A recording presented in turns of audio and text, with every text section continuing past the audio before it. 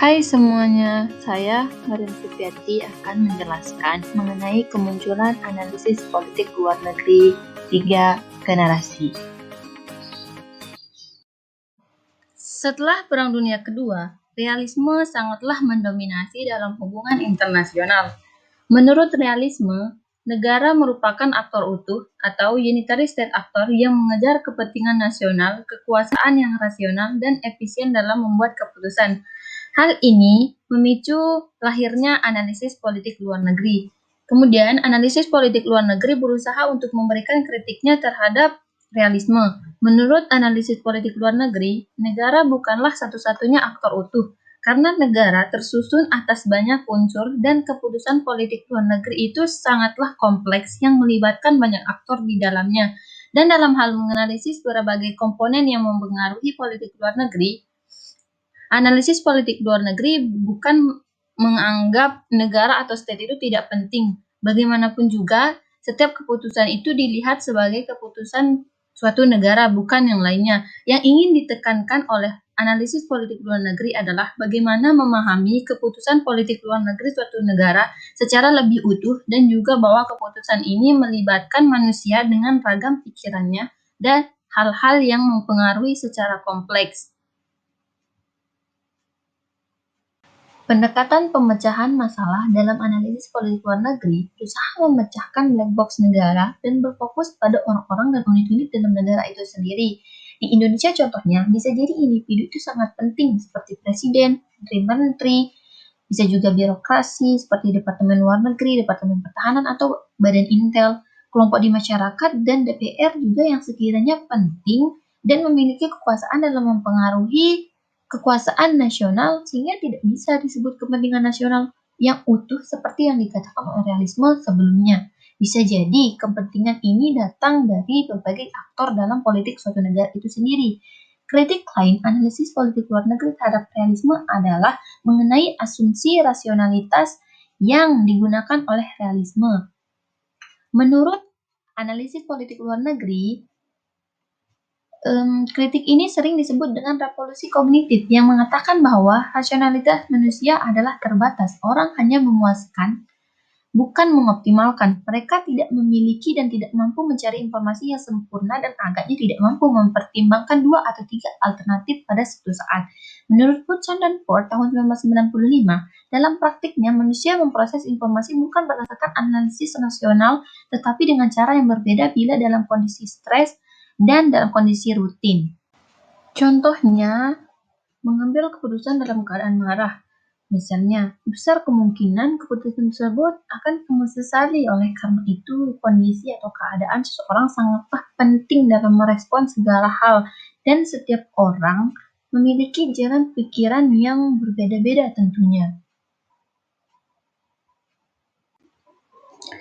Selanjutnya, kita masuk ke penjelasan mengenai 3 generasi dalam analisis politik luar negeri. Sebenarnya, batas ketiga generasi ini tidak terlalu jelas, namun karena adanya kepentingan untuk periodisasi, maka dibuatlah demikian.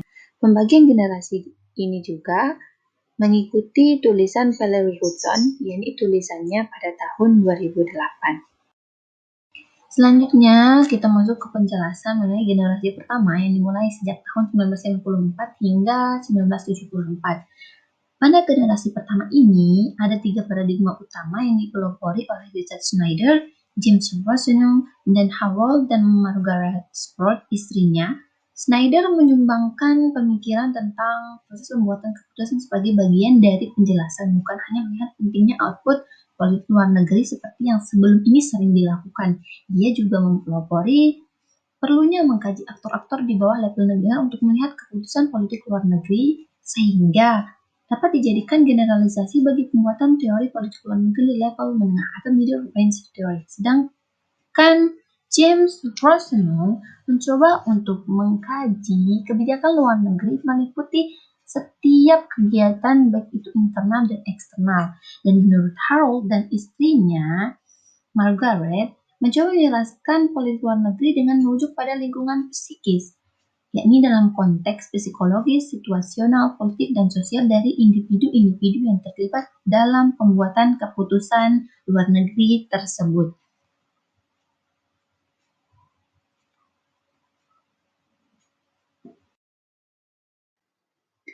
Ada beberapa teori penting yang dihasilkan oleh generasi pertama. Yang pertama adalah proses kognitif, yang kedua orientasi dan personalitas pemimpin, yang ketiga dinamika kelompok kecil, yang keempat proses organisasi, yang kelima politik birokratik, yang keenam budaya dan politik luar negeri, yang ketujuh kontestasi dalam politik domestik, dan yang terakhir atribut nasional dan politik luar negeri.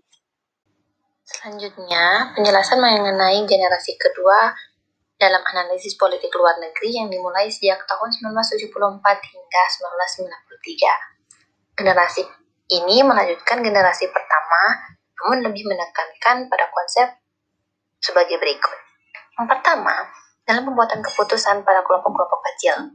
Kelompok ini dibahas karena pengaruhnya pada pembuatan keputusan. Kelompok ini mulai dari organisasi kecil hingga besar, dan juga birokrasi. Banyak pandangan tentang psikologi sosial dimasukkan dalam analisis terhadap kelompok-kelompok ini. Di antara temuan mereka adalah bahwa motivasi untuk menjaga keutuhan kelompok dan penerimaan personal oleh kelompok seringkali mempengaruhi kualitas pembuatan keputusan. Perhatian berikutnya dari generasi kedua adalah pada proses organisasi dan politik birokrasi. Para peneliti mengkaji seberapa jauh sih proses organisasi dan politik birokrasi dapat mempengaruhi pembuatan keputusan politik luar negeri.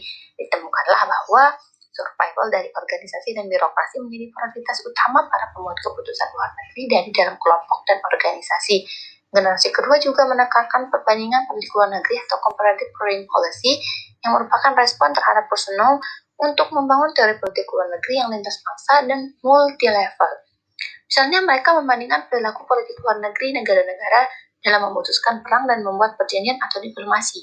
Tujuan akhirnya walaupun kurang tercapai adalah membangun teori perilaku politik luar negeri yang dapat diterapkan untuk semua negara dan waktu. Faktor yang tak kalah pentingnya dari generasi ini adalah lingkungan sosial.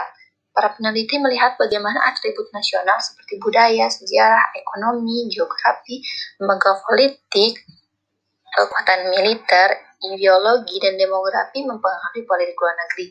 Tipe rezim juga mulai diperhatikan, terutama setelah ada proposisi bahwa zaman negara demokrasi tidak diperkenankan untuk memerangi satu sama lain. Selanjutnya kita masuk ke penjelasan generasi terakhir, yakni generasi ketiga analisis politik luar negeri yang dimulai sejak tahun 1993 hingga sekarang.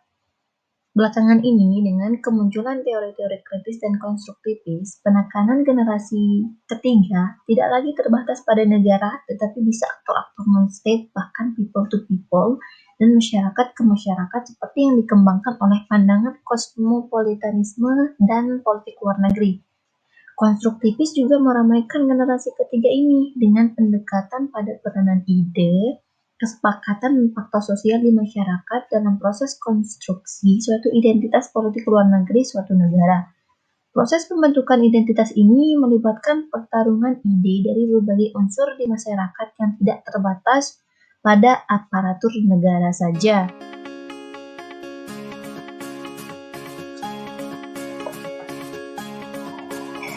Akhirnya kita sampai di penghujung video.